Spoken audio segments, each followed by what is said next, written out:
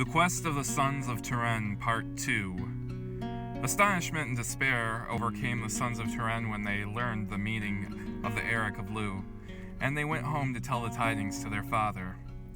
"This is an evil tale," said Turenn. "I doubt but death and doom shall come from your seeking of that Eric, and it is but right they should. Yet it may be that ye shall obtain the Eric if Lugh or Manannan will help you to it. Go now to Lugh, and ask him for the loan of the fairy steed of Manannan, which was given to him to ride over the sea into Erin. He will refuse you, for he will say that the steed is but lent to him, and he may not make a loan of a loan. Then ask him for the loan of Ocean Sweeper, which is the magic boat of Manannan, and that he must give, for it is a sacred ordinance with Lugh not to refuse a second petition."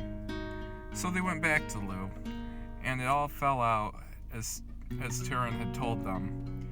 And they went back to Turenn. "Ye have done something towards the Eric," said Turenn, "but not much. Yet Lugh would be well pleased that ye brought him whatever might serve him when the Fomorians came to the battle again, and well pleased would he be that ye might get your death in bringing it. Go now, my sons, and blessing and victory be with you." Then the Sons of Turenn went down to the harbor on the Boyne River where the boat of Manannan was, and Ethne their sister was with them. And when they reached the place, Ethne broke into lamentations and weeping. But Brian said, "Weep not, dear sister, but let us go forth gaily and to great deeds. Better 100 deaths in the quest of honor than to live and die as cowards and sluggards." But Ethne said, "Ye are banished from Erin, never was there a sadder deed." Then they put forth from the river mouth of the Boyne as soon as the fair coasts of Erin faded out of sight. "And now," said they among themselves, "what course shall we steer? Bear us swiftly, boat of Manannan, to the garden of the Hesperides. Bear us swiftly, boat of Manannan, to the garden of the Hesperides." "No need to steer the boat of Manannan," said Brian, and he whispered to the boat, "Bear us swiftly, boat of Manannan, to the garden of the Hesperides." And the spirit of the boat heard him, and it leapt eagerly forward, lifting and dipping over the rollers and throwing up a arch of spray each side of its bows, wherein sat a rainbow where the sun shone upon it. And so in no long time they drew nigh to the coast where was the far-famed garden of the golden apples.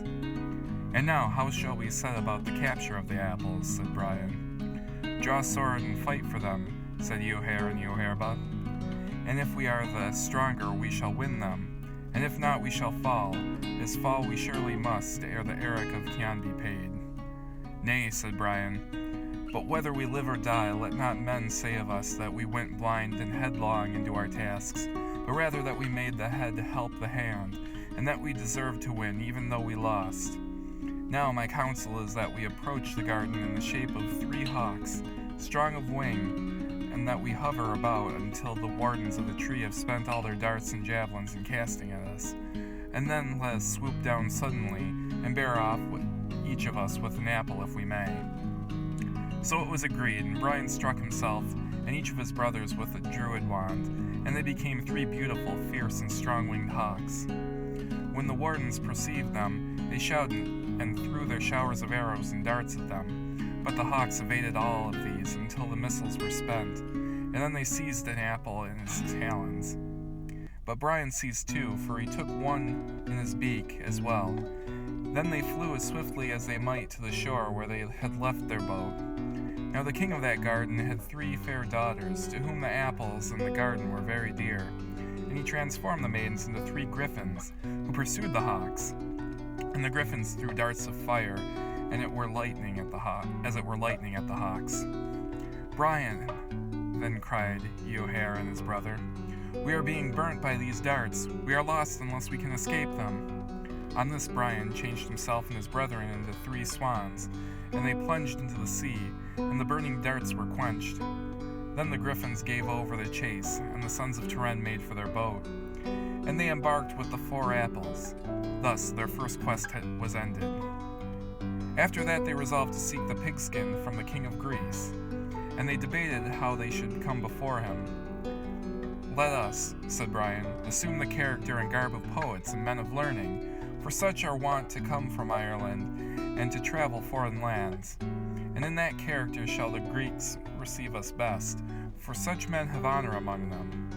It is well said, replied the brothers, yet we have no poems in our heads, and how to compose one we know not. Howbeit they dressed their hair in the fashion of the poets of Erin, and went up to the palace of Tuish the king. The doorkeeper asked of them who they were, and what was their business. We are bards from Ireland, they said, and we have come with a poem to the king. Let them be admitted, said the king, when the doorkeeper brought him that tale. They have doubtless come thus far to seek a powerful patron. So Brian and Eoher and Eoherba came in and were made welcome, and they were entertained, and then the minstrels of the king of Greece chanted the lays of that country before them. After that came the turn of the stranger bards, and Brian asked his brethren if they had anything to recite. We have not, said they.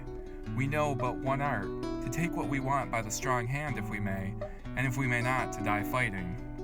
That is a difficult art too, said Brian. Let us see how we thrive with the poetry. So he rose up and recited this lay. Mighty is thy fame, O king, towering like a giant oak. For my song I ask no thing, save a pigskin for a cloak.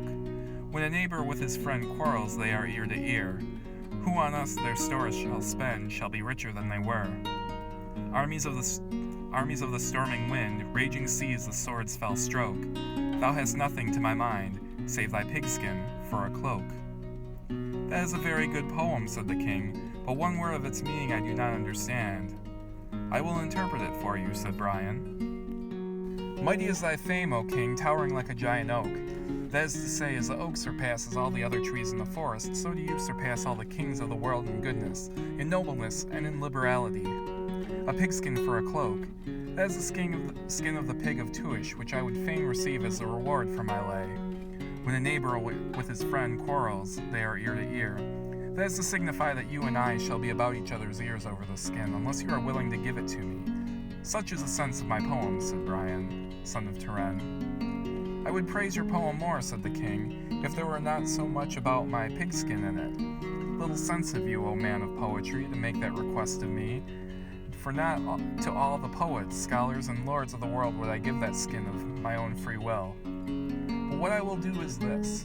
I will give the full of that skin of red gold thrice over in reward for your poem. Thanks be to you, said Brian, for that. I knew that I asked too much. But I knew also that thou wouldst redeem the skin amply and generously. And now let the gold be duly measured out in it. For greedy am I, and I will not abate an ounce of it. The servants of the king were then sent with Brian and his brothers to the king's treasure chamber to measure out the gold. As they did so, Brian suddenly snatched the skin from the hands of him who held it, and swiftly wrapped it around his body. Then the three brothers drew a sword and made for the door, and a great fight arose in the king's palace. But they hewed and thrust manfully on every side of them, and though sorely wounded, they fought their way through and escaped to the shore, and drove their boat out to sea when the skin of the magic pig quickly made them whole and sound again. And thus the second quest of the Sons of Turenn had its end. Let us now, said Brian, go and seek the spear of the king of Persia. In what manner of guise shall we go before the king of Persia, said his brothers. As we did before the king of Greece, said Brian. That guise served us well with the king of Greece, replied they. Nevertheless, O Brian, this business of professing to be poets when we are but swordsmen is painful to us. However, they dressed their hair in the manner of poets, and went up boldly to the palace of King Pisir of Persia, saying as before that they were wandering bards from Ireland who had a poem to recite before the king. And as they passed through the courtyard, they marked the spear dousing in its pot of sleepy herbs. They were made welcome, and after listening to the lays of the king's minstrel, Brian rose and sang, "'Tis little Pisir cares for spears, since armies when they face they see, all overcome with panic fears, without a wound they turn and flee. The yew is monarch of the wood, no other tree disputes its claim. The shining shaft in venom stewed flies fiercely forth to kill and maim." "'Tis a very good poem," said the king, "but, O bard from Erin, I do not understand your reference to my spear." "It is merely this," replied Brian, "that I would like your spear as a reward for my poem." Then the king stared at Brian, and his beard bristled with anger, and he said, Never was a greater reward paid for any poem than not to adjudge you guilty of instant death for your request. Then Brian flung at the king the fourth golden apple which he had taken from the garden of the Hesperides, and it dashed out his brains. Immediately the brothers all drew sword and made for the courtyard. Here they seized a magic spear, and with it and with their swords they fought their way clear, not without many wounds, and escaped to their boat. And thus ended the third quest of the Sons of Turenn. Now having come safely and victoriously through many straits and perils, they began to be merry and hoped that all the Eric might yet be paid. So they sailed away with high hearts to the island of Sicily to get the 2 horses and the chariot of the king, and the boat of Manannan bore them swiftly and well. Having arrived here, they debated among themselves as how they should proceed, and they agreed to present themselves as Irish mercenary soldiers, for such were wont in those days to take service with the foreign kings until they should learn where the horses and the chariot were kept, and how they should come at them. Then they went forward and found the king and his lords in the palace garden taking the air. The Sons of Turenn then paid homage to him, and he asked them of their business. "We are Irish mercenary soldiers," said they, "seeking our wages from the kings of the world. Are you willing to take service with me?" said the king. "We are," said they, "and to that end are we come." Then their contract of military service was made, and they remained at the king's court for a month and a fortnight, and did not in all that time come to see the steeds or the chariot. At last Brian said, "Things are going ill with us, my brethren, and that we know no more at this day of the steeds or of the chariot than when we first arrived in this palace." "What shall we do then?" said they. "Let us do this," said Brian. "Let us gird on our arms and all our marching array, and tell the king that we shall quit his service unless he show us the chariot." And so they did, and the king said, "Tomorrow shall be a gathering and parade of all my host, and the chariot shall be there, and ye shall see it if ye have a mind." So the next day the steeds were yoked, and the chariot was driven round a great plain before the king and his lords. Now these steeds could run as well on sea as on dry land, and they were swifter than the winds of March. As the chariot came round the second time, Brian and his brothers seized the horses' heads, and Brian took the charioteer by the foot and flung him out over the rail, and they all leaped into the chariot and drove away. Such was the swiftness of their driving that they were out of sight ere the king and his men knew rightly what had befallen, and thus ended the fourth quest of the Sons of Turenn.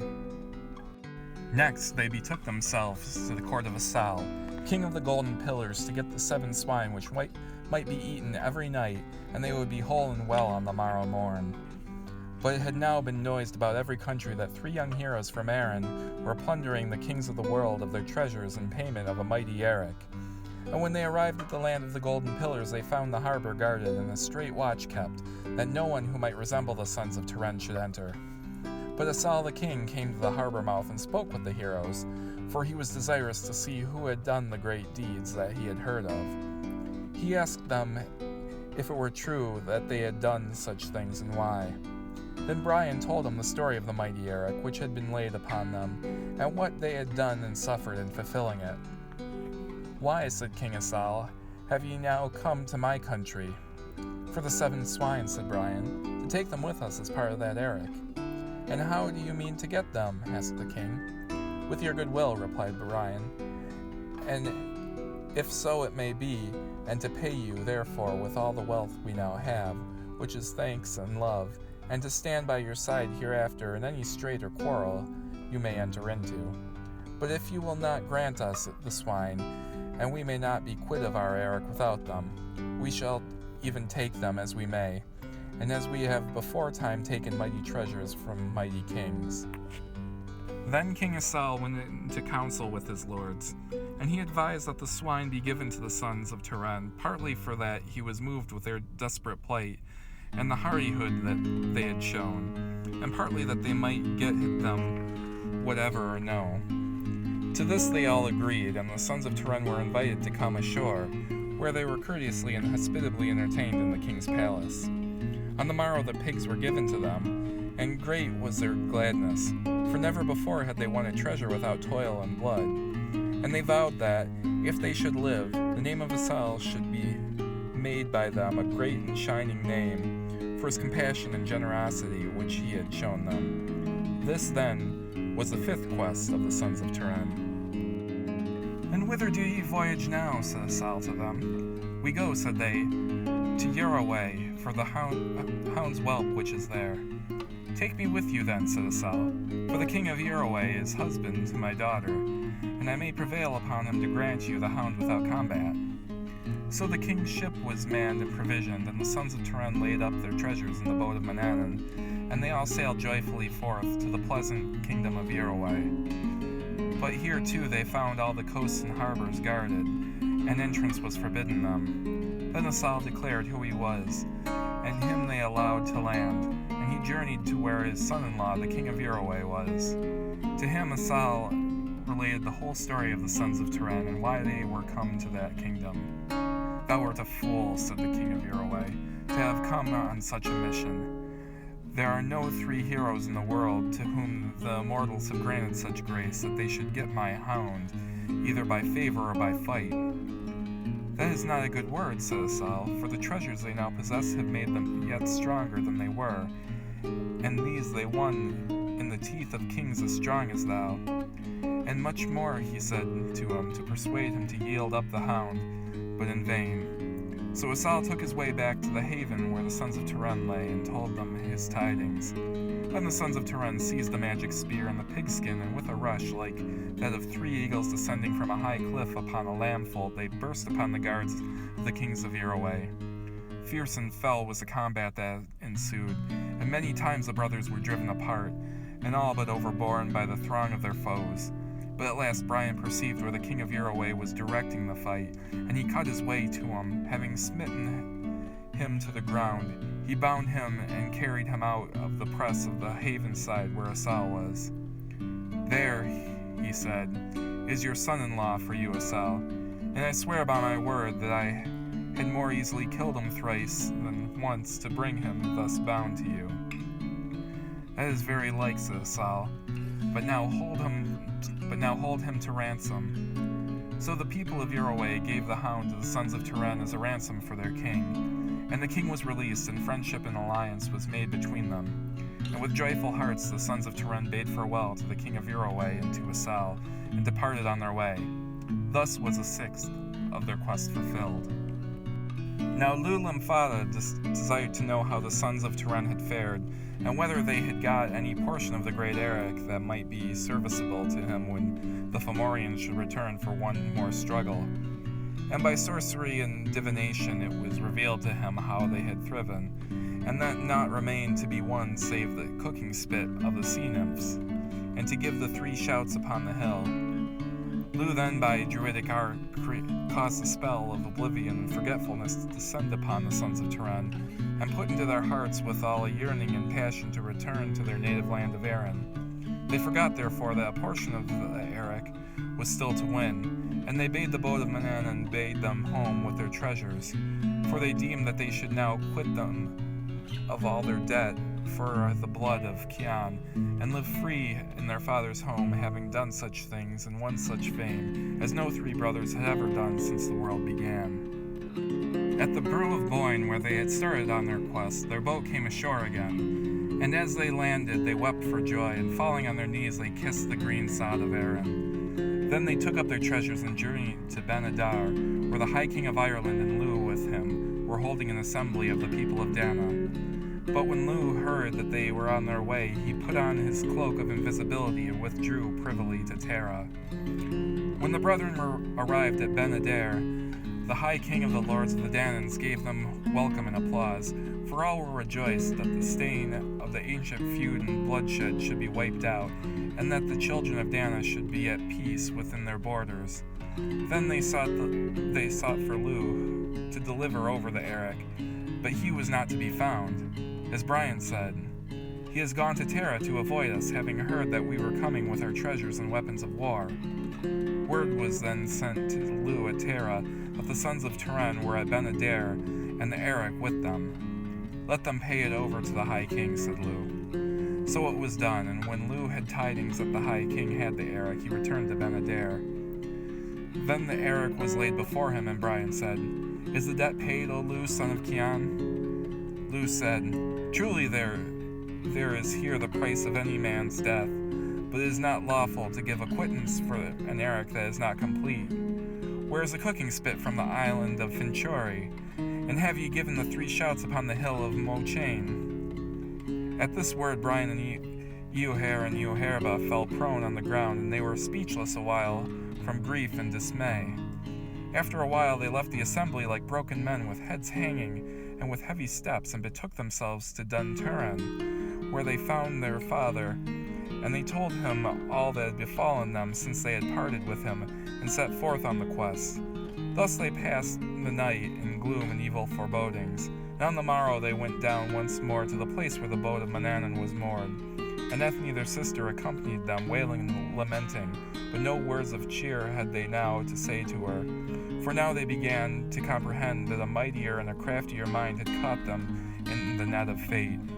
And whereas they had deemed themselves heroes and victors in the most glorious quest whereof the earth had record, they now knew that they were but as arrows in the hands of a laughing archer, who shoots one at a stag, and one at the heart of a foe, and one, it may be, in sheer wantonness, and to try his bow over a cliff edge into the sea. There dwelt the red-haired ocean nymphs. However they put forth in their magic boat, but in no wise they could direct it to the isle of Finchore. In a quarter of a year they traversed the seaways, and never could get tidings of that island. At last Brian fashioned for himself by magic art a water dress with a helmet of crystal, and into the depths of the sea he plunged. Here, the story tells, he searched hither and thither for a fortnight, till at last he found that island, which was an island indeed, with a sea over it, and around it and beneath it. There dwelt the red-haired ocean nymphs in glittering palaces among the sea flowers, and they wrought fair embroidery with gold and jewels, and sang, as they wrought, a fairy music like the chiming of silver bells.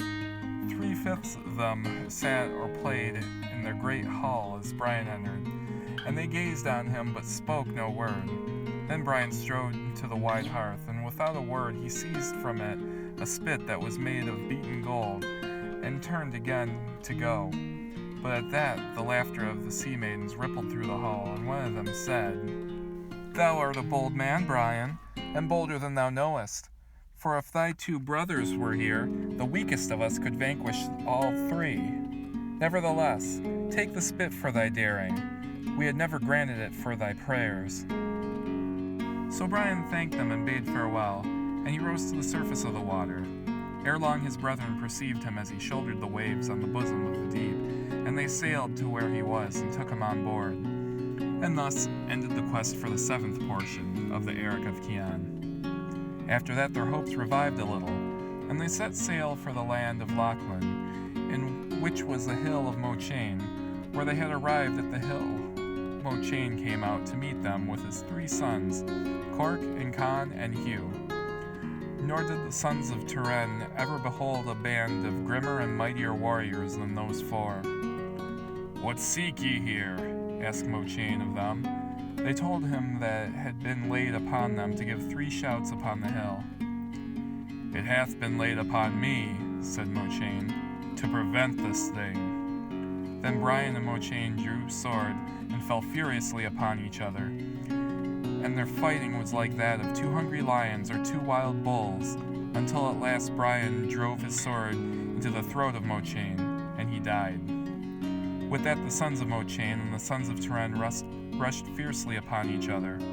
Long and sore was the strife that they had, and the blood that fell made red the grassy place wherein they fought.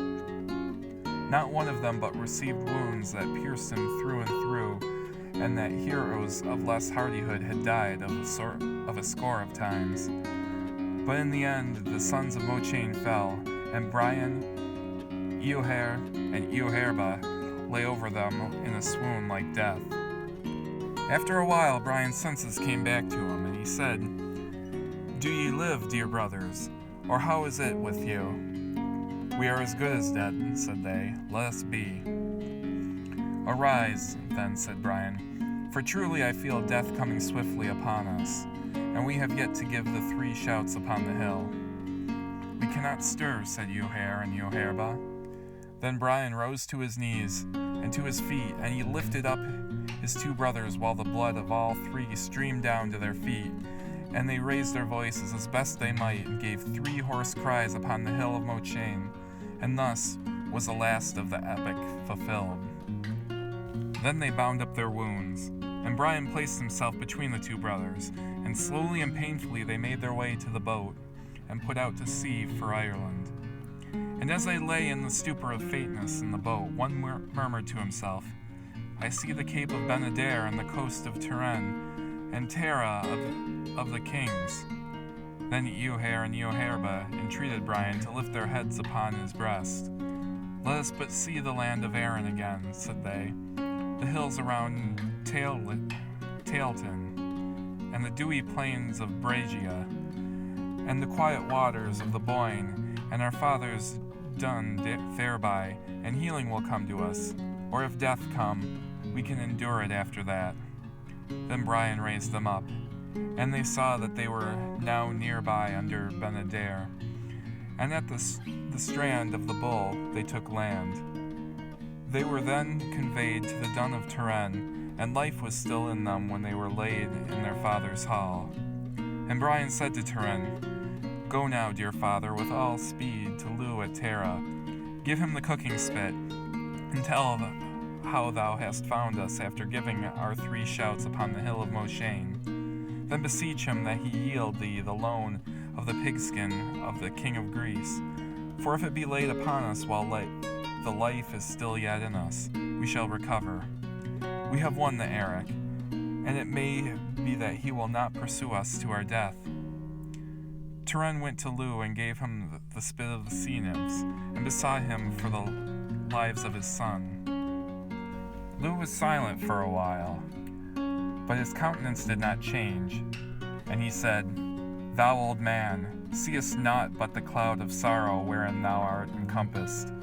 But I hear from above it is the singing of the immortal ones, who tell to one another the story of this land.